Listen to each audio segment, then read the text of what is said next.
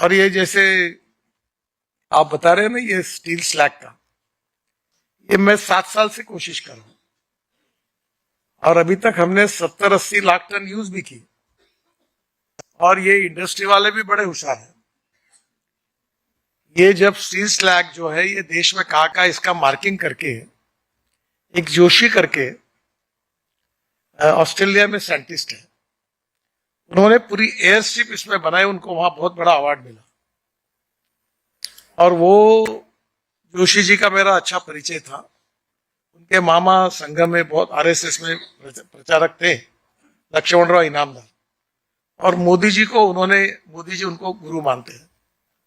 तो वो मेरे पास जब आए थे तो उन्होंने मुझे जब बताया तो फिर मैंने बहुत कोशिश की। और जब आउट ऑफ बॉक्स तो मेरे डिपार्टमेंट की तो इंजीनियर सीरियसली नहीं लेते, तो दुनिया का के लिए लेंगे? ये डंडे के बिना कोई नहीं लेता, जब डंडा चलता है तब फिर बराबर सुनते हैं।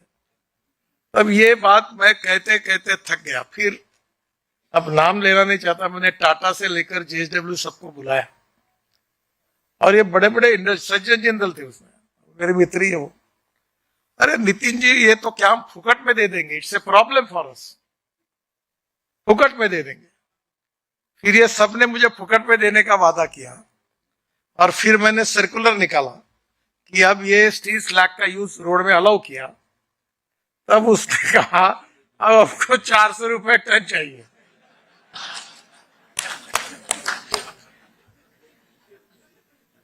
फिर वो बिहार वालों ने ऐसा ब्लेसिंग इन डिस्गाइज, उन्होंने स्टोन क्रशर बंद कर दिया। फिर वहां एक नदी है जमशेदपुर में, फिर मैं शिपिंग मंत्री था, मैंने उसको 110 नदियों को वाटरवेज में कन्वर्ट किया। फिर मैंने उनको कहा कि एक बार्ज में डालकर ये इसका ट्रांसपोर्ट हो सकता है क्या? फिर इलेक्ट्रिक ट्रक के ऊपर करके उसकी लॉजिस्टिक कॉस्ट कम हो सकती क्या? अभी स्टील स्लैग यूज हो रही है और वो पैसे ले रहे अभी, जिनको पहले कह रहे थे फुकट में देके मेरे कह रहे थे, वो पैसे ले रहे। और सीमेंट में, स्लैग सीमेंट में 35% स्टील स्लैग का पाउडर यूज होती है और वो सीमेंट सस्ता है। फिर मैंने रेट कॉन्ट्रैक्ट किया और विशेष रूप से पानी के अंदर जो कंक्रीटिंग होता है उसमें स्टील स्लैग का सीमेंट प्रिफरेबली यूज करते हैं।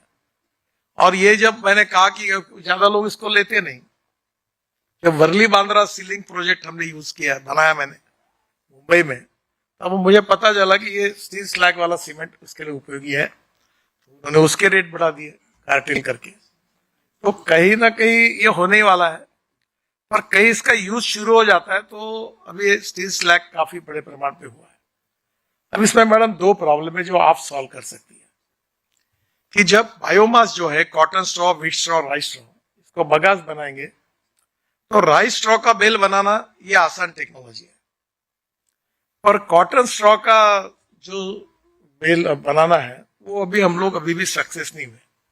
इसमें महिंद्रा ने ट्राई किया, शक्तिमान करके कंपनी उन्होंने ट्राई किया, मैंने बहुत कोशिश की, पर वो कॉटन के इसको निकालकर उसकी कटिंग करके उसकी बेल बनाकर उसको ट्रैक्टर में रखना, तो इसकी ट्रांसपोर्ट कॉस्ट 1800 रुपए टन होती है।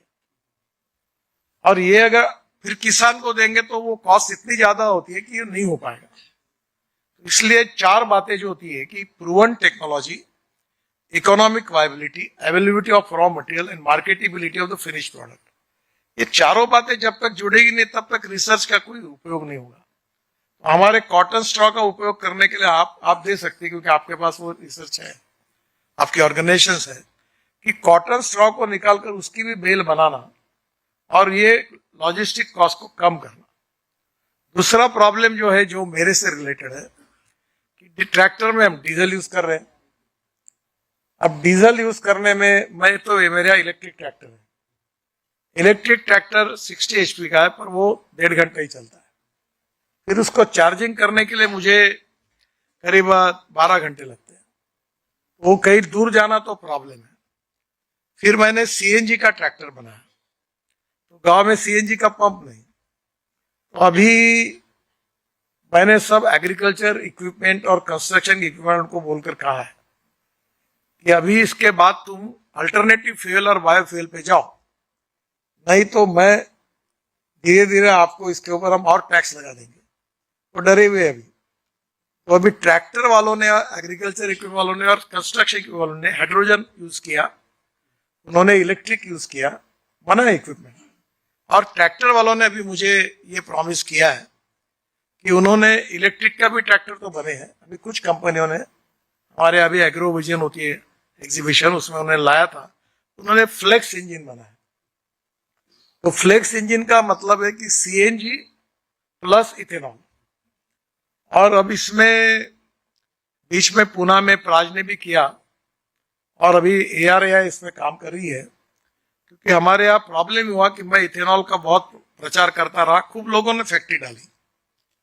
अब इथेनॉल का प्रोडक्शन हो गया 1800 करोड़ लीटर और पेट्रोल में डालते 20% से वो कंजम्पशन है 1400 करोड़ लीटर। तो अब जो इथेनॉल था वो सरप्लस हो गया। वो फैक्ट्री वाले अब मेरे को आके चिल्ला, Prahlad Joshi non conventional energy को, वो बोलते अब सब चिल्लाते कि हम क्या करें। अब तो अभी 450 करोड़ लीटर टेलीकम्युनिकेशन के टावर में यूज होता है। फिर अभी किर्लोस्कर के पीछे में लगा और किर्लोस्कर ने 2 जनरेटर सेट तैयार किए जो लॉन्च करने का मुझे सौभाग्य मिला।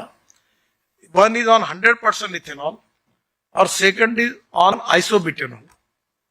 और isobutanol is alternative for diesel, और ये इथेनॉल ये पेट्रोल में डाल सकते हैं।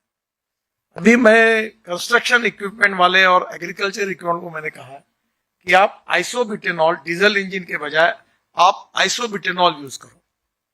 अब ब्राजील में और स्वीडन में उनके पास फ्लेक्स ऐसे ये इंजन है। टोयोटा की कार मेरे पास जिसमें मैं आया हूं अभी, मैडम आपने देखी, ये 100% इथेनॉल पर है, फ्लेक्स इंजन है, ये वर्ल्ड की पहली है।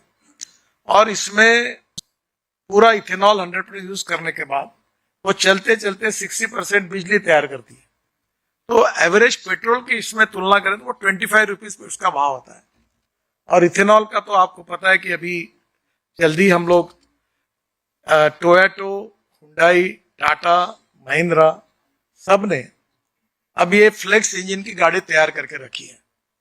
अब हमारे यहाँ जो मैं कहता हूं कि जब ये इथेनॉल आया हमारे ध्यान में नहीं आया था, तब ये फाइनेंस वाले जो बड़े अंडर सेक्रेटरी और जॉइंट सेक्रेटरी और एडिशनल सेक्रेटरी सरकार चलाते हैं। अगर आपको कोई भी कठिन काम करना है तो पहले इनको पटाओ, ये पट जाएंगे तो काम होता है, ये मेरा एक्सपीरियंस है। तो उन्होंने क्या लिखा कि जो इथेनॉल 20% तक मिक्स होगा उसके ऊपर 5% GST लगेगा, और जब इथेनॉल जब 100% यूज करेंगे तो उस पर 18% लग गया, एक लगा दिया को। अब अटक गया तो मैंने इंडियन ऑयल के पीछे लगाकर 350 पंप डाले।